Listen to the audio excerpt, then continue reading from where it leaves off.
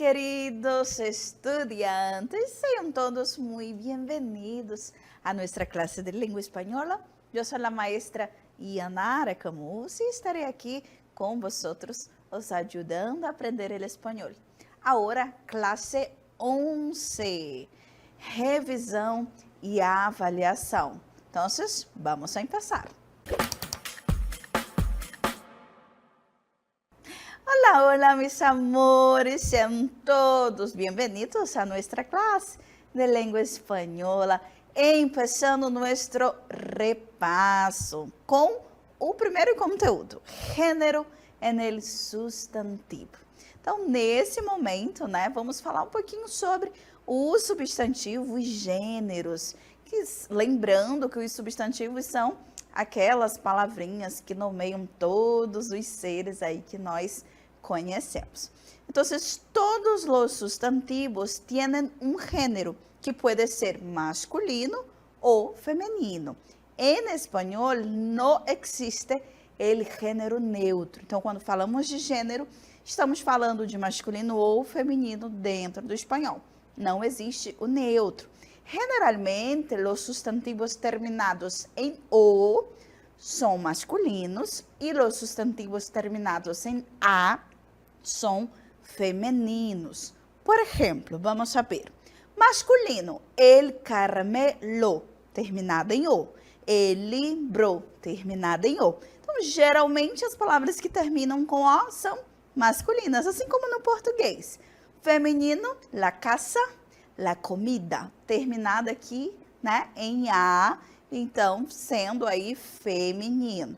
Claro que há, as nossas exceções à regra, como os substantivos de gênero ambíguo. Gênero ambíguo, o nome, já nos diz o que seria. Observem aqui que nós temos, por exemplo, el pianista e la pianista, el estudiante, la estudiante, el artista e la artista.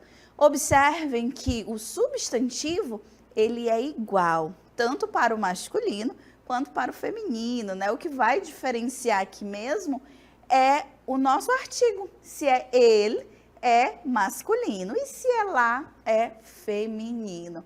Então, são os gêneros ambíguos. Mesma palavra vai definir o gênero, aí a gente precisa do contexto para saber se é masculino ou feminino. Dentro do gênero ambíguo, nós vamos ter os substantivos de gênero ambíguo não diferenciados. O que seriam os gêneros não diferenciados? Observem aqui, que nós vamos ter el mar, la mar, el tilde, la tilde, el agua, la agua. O que a gente tem aqui? O mesmo substantivo, e aí você pode utilizar, fazer uso do artigo que você quer. Eu posso falar el mar e eu posso falar la mar, e ambos estarão corretos. Então, vai aí depender do que eu quero expressar. E aí vamos verificar agora os diferenciados. Enquanto nos não diferenciados, eu escolho o que eu quero usar, independente aí do meu gosto mesmo. Aqueles que são diferenciados, eles têm significados diferentes. Por exemplo, el corte, ele é masculino, Então, se nós temos o artigo masculino, el corte de luz foi muito grande. Então, aquele corte de luz foi muito grande. E la Corte Suprema de Justiça anunciou el fallo esta manhã. Então, aqui, corte vai ser aí da justiça, Temos el frente masculino. El frente de batalha se encontrava rodeado por el inimigo. Então, aqui seria a frente de batalha. La frente, Juan se lastimou. La frente tras el accidente. Então, aqui o João, Juan, machucou o rosto no acidente. Então, aqui tem diferença de significado. E aí nós temos os substantivos epicenos. Entonces, algunos nombres de animales salvajes tienen um gênero fijo, que quer dizer fixo. Alguns nomes são masculinos e outros são femininos, que serve para ambos gêneros, tanto faz o gênero. Para precisar o sexo do animal, se añade macho ou hembra. Por exemplo, vamos ver aqui. Então, nos substantivos epsenos, o que vai diferenciar se aquele animal, estamos falando de animais selvagens, né? O que vai diferenciar é a presença da palavrinha macho ou hembra. Nosso primeiro exemplo, el cocodrilo del pântano é uma hembra. Esse cocodrilo é macho ou hembra? Então, eu tenho que dizer o sexo para eu saber qual que é o gênero. El águila macho volava sobre as montanhas. Então, aí a águia macho. La pantera hembra caça com sigilo e destreza. Então, a pantera aqui é a fêmea e não o macho. Então, nos epsenos eu preciso dizer, né, se é macho ou se é fêmea. E aí, saindo do contexto dos gêneros, vamos a los números de los sustantivos. El número hace referencia a la cantidad de seres que se designan con una palabra.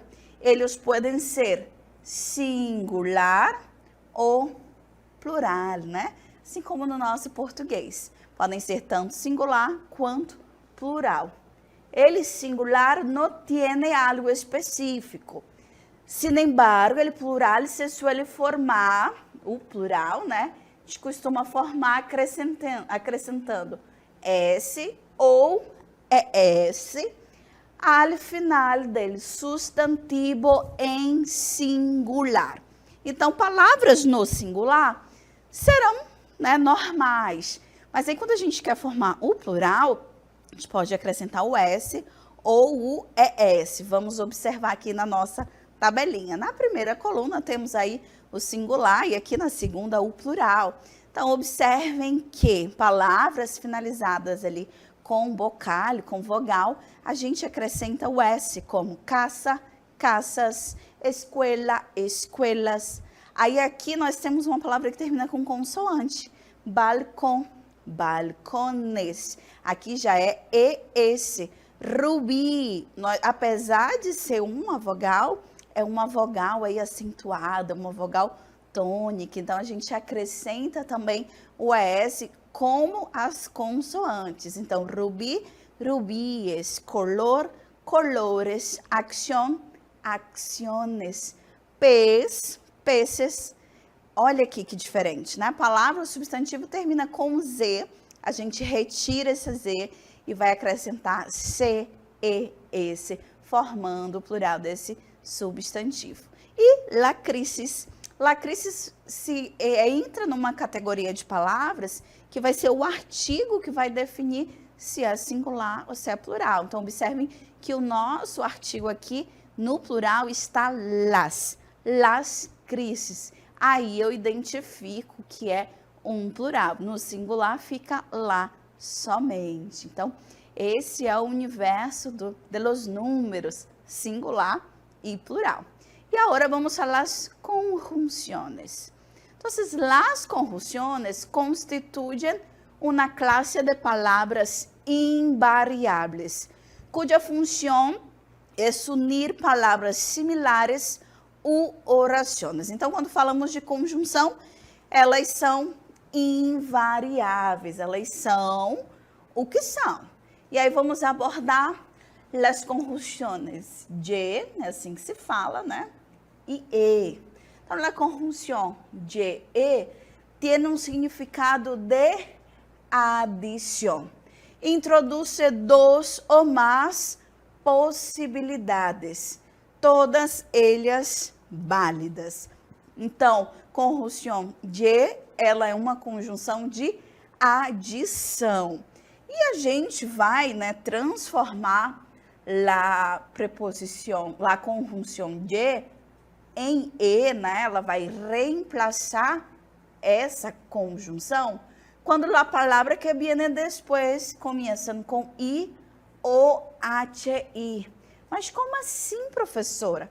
Vamos visualizar aqui nos nossos exemplos. Então, eu tenho, la Amazônia tiene 1000 colores e sabores diferentes. Então, aqui nós temos adição. Eu digo que a Amazônia tem quantas? 1000 cores e também tem o quê? Sabores diferentes. Então, perfeita a frase. Agora, quando eu digo Juan, Tiago e Ivan, são amigos desde há muito tempo. Então, aqui eu tenho uma adição de pessoas. Eu falo do João, eu falo do Tiago e também falo do Ivan. Só que aqui, ao invés de la ye, né, eu estou usando e. Por quê? Porque essa palavrinha, a próxima palavrinha depois dessa conjunção, começa com a letra I. E para que não haja cacofonia, que é aquele som repetido, que ficaria Juan, Tiago e Ivan. Então, para que não haja esse som, a gente transforma la ye em E. E isso vai acontecer também em nossa conjunção de alternância, que é la O ou U, né? Então, la conjunção o U tem o significado de opção, né? De opção, de alternância. Se apresentam várias possibilidades de las que solo una puede tener lugar. Ou seja, aqui eu apresento várias possibilidades e somente uma, né? Somente uma pode ser a escolhida. E assim como no nosso termo de adição, né? Aqui na conjunção de alternância, ele terminou U reemplaça a O, quando as palavras que vêm depois começam com O, H-O. É o mesmo sistema, mesma regra. Vamos visualizar nos nossos exemplos. Eu digo, não sei se quero café ou té. Então, eu não sei se eu quero café ou chá, né? Ou eu quero café ou eu quero chá. Aqui há uma dúvida. Eu digo que eu não sei. Então, se sai uma dúvida, né? Eu tenho que escolher entre um ou outro. E o país sede da próxima convenção será Cuba ou Honduras. Por que U e não O? Porque a nossa palavrinha aqui começa com H-O. E para que não haja cacofonia, para que não diga será Cuba ou Honduras, esse som repetido não apareça, eu utilizo o U para que o som fique aí fluido, né? Outra substituição que vai acontecer na nossa conjunção O será, né, por O acentuado ou com tilde. Quando? Então, quando aparece entre dois números, para, né, não haver aí confusão com o numeral 0. Por exemplo, a inversão deve variar entre 10 ou 15% al mês. Ou Miguel tiene 4 ou 5 anos. Não sei bem. Então, quando eu vou falar de números, né, entre dois números, eu digo 10 ou 15, eu digo 4 ou 5. Eu vou acentuar esse O para que não haja, né, de forma escrita, confusão entre os numerais. E aqui nós temos um conteúdo tranquilo, simples, né? Muito legal de estudar, que são os heterogenéricos. O que significa heterogenérico?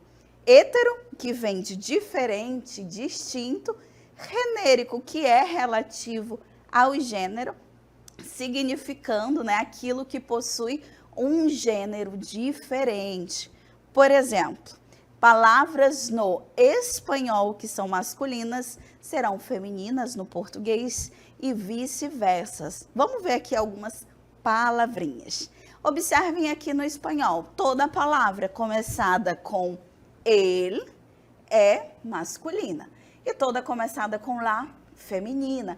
E aqui no português, observem que o gênero fica o oposto. Eu digo el color, a cor, el dolor, a dor.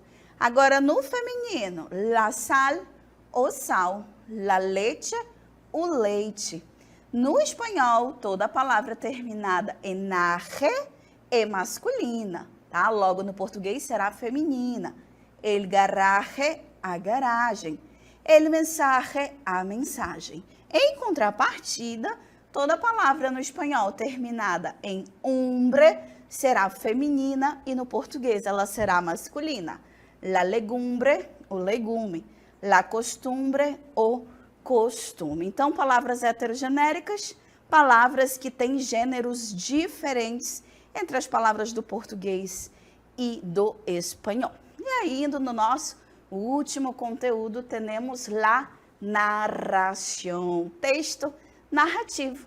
Então, la narración hace referência à la maneira de contar a história. Então, como nós contamos essa história, seja em sequência ou com uma série de ações que realizam os personagens e que permite o leitor imaginar toda uma situação. Os textos narrativos podem ser orales ou escritos e são uma parte essencial de nossa comunicação cotidiana. Aqui nós temos alguns elementos do nosso texto narrativo. Num texto narrativo, temos presença de narrador, personagens, espaço, tempo e ação. Tudo isso traz aí a estrutura desse texto narrativo. E falando em estrutura, todo texto narrativo ele está composto de 3 partes, sendo a primeira la introdução, que é aquele momento da história bem no início que permite situar o leitor em um contexto determinado de tempo e lugar.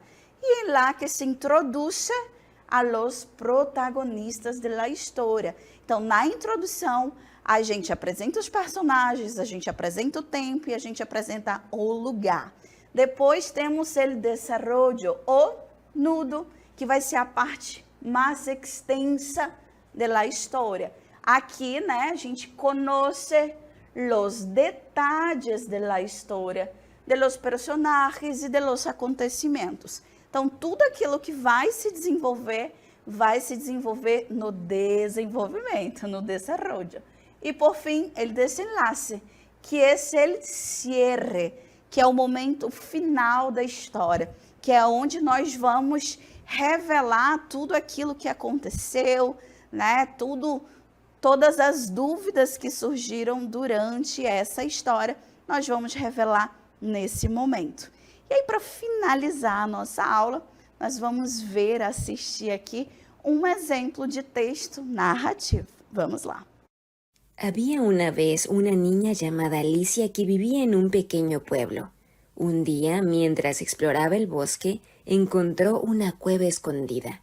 Dentro, vio una estrella dorada flotando en el aire. «Hola, Alicia», dijo la estrella. «Soy una estrella mágica y necesito tu ayuda para volver al cielo.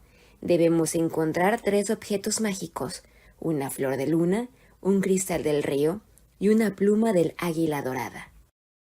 Alicia aceptó la misión y comenzó su aventura. Primero encontró la flor de luna que brillaba bajo la luz de la luna llena. Luego buscó en el río y halló un cristal azul brillante. Finalmente subió a la montaña más alta y pidió al águila dorada una pluma que el águila le dio con gusto. Con los 3 objetos, la estrella recuperó su fuerza. «Gracias, Alicia», dijo brillando intensamente antes de elevarse al cielo. Alicia, orgullosa de su aventura, miraba las estrellas y recordaba a su amiga mágica. Y así, Alicia aprendió que con valentía y amabilidad se pueden lograr cosas maravillosas. E aí, com as aventuras de Alicia, finalizamos nosso repasso, um texto narrativo exemplificando a introdução, o desenvolvimento e a conclusão dos personagens envolvidos nessa narração. Então, com muito gosto, nossa classe se acaba e nos vemos em uma próxima aula.